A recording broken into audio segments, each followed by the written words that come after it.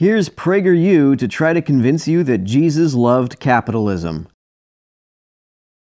Was Jesus a socialist?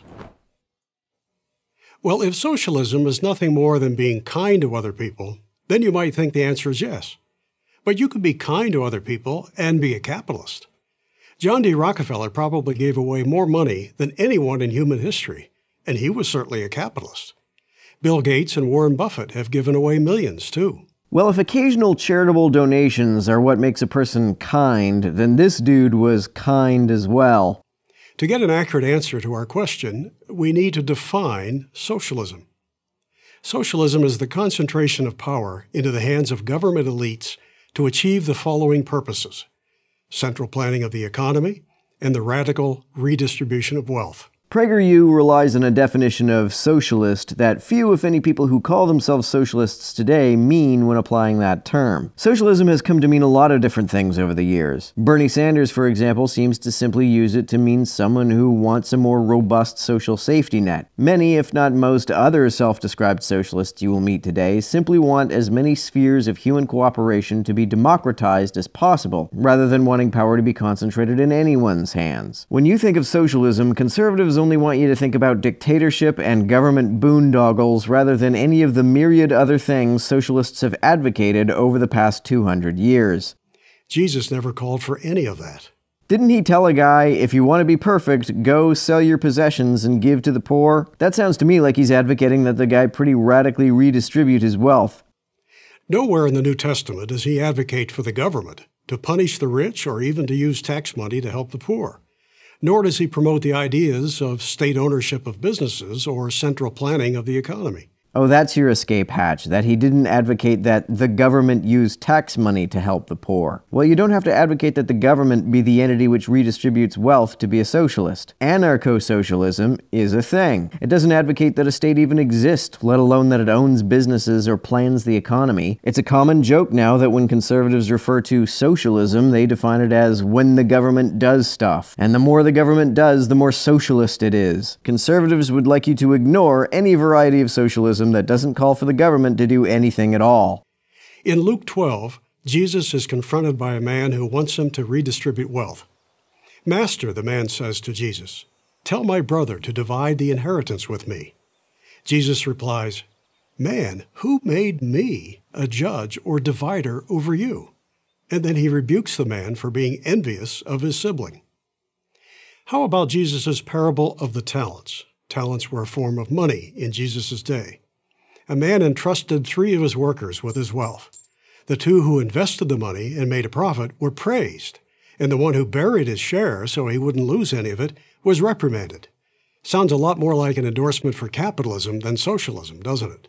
The parable of the talents is a weird passage to interpret literally. What the rich guy says to the dude who buried the money is that he should have lent it to the bankers and made a profit off of the usury, the interest. This is odd because many Christian institutions throughout history prohibited charging interest on loans. In 1312, the Council of Vienne declared the idea that anyone has a right to usury a heresy, and that secular officials who legalized it were to be excommunicated. It seems that for well over 1,000 years, the position of the church was that this passage was not to be taken as an endorsement of usury. It looks more like a metaphor for spreading the good news rather than staying quiet about it. Yes, Jesus spoke of the difficulty for a rich man to enter heaven, but not because having money is evil. It's not money, rather it is the love of money, the New Testament tells us, that leads to evil. Jesus was warning us not to put acquisition of money and material possessions above our spiritual and moral lives. If he meant that the love of money rather than being rich per se is what makes it hard to get into the kingdom of heaven, why didn't he specify that? Was Jesus promoting a socialist model when he kicked the money changers out of the temple in Jerusalem?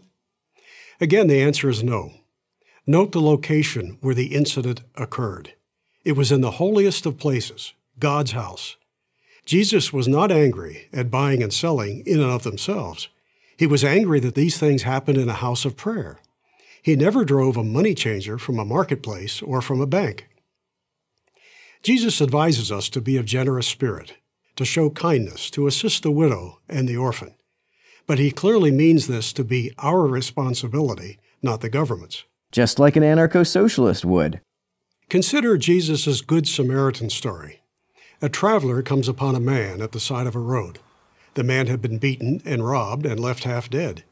What did the traveler, the Good Samaritan, do? He helps the unfortunate man on the spot with his own resources. Ask yourself, to help the poor, would Jesus prefer that you give your money freely to the Salvation Army, for example, or have it taxed by politicians to fund a welfare bureaucracy? If he were an anarcho-socialist, he would prefer the former over the latter. Progressives like to point out that Jesus said, "Render unto Caesar the things that are Caesar's, and unto God the things that are God's." But that has absolutely nothing to do with high taxes or wealth redistribution. It was the seed for the idea of separating church and state. But you don't believe in that either. It certainly wasn't the same as saying that whatever Caesar says is his must then be so, no matter how much he demands or what he intends to use it for. So there is no evidence that Jesus was a socialist, and there's lots of evidence that he supported free markets. He didn't think that markets should be free to operate inside a temple. In addition to the parable of the talents, Jesus offers his parable of the workers in the vineyard. In it, a landowner hires some laborers to pick grapes.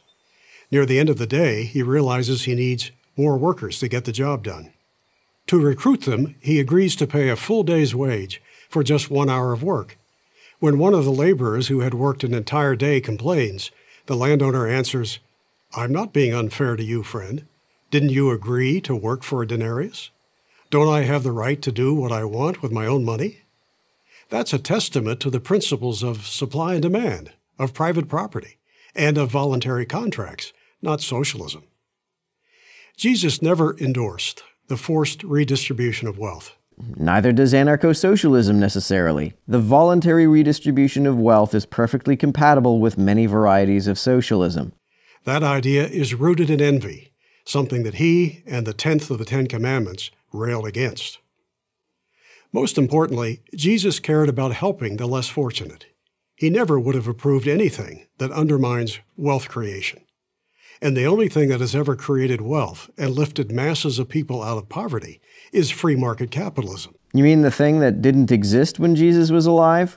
Read the New Testament. The plain meaning of the text is loud and clear. Jesus was not a socialist. He couldn't be. He loved people, not the state. Then it sounds to me like he could easily have been an anarcho-socialist. While I don't think Jesus necessarily had in mind a system in which all property was held in common, it seems that at least some of his followers did. In the 4th chapter of Acts, it says that all the believers were one in heart and mind. No one claimed that any of their possessions was their own, but they shared everything they had. With great power, the apostles continued to testify to the resurrection of the Lord Jesus. And God's grace was so powerfully at work in them all that there were no needy persons among them. For from time to time, those who owned land or houses sold them, brought the money from the sales, and put it at the apostles' feet, and it was distributed to anyone who had need. That's exactly the kind of socialism that many self-described anarcho-socialists today are referring to. Regardless of whether Jesus himself would have endorsed this system, the fact that some of the earliest Christians practiced it shows it to at least be compatible with how Christianity was practiced nearly at its inception.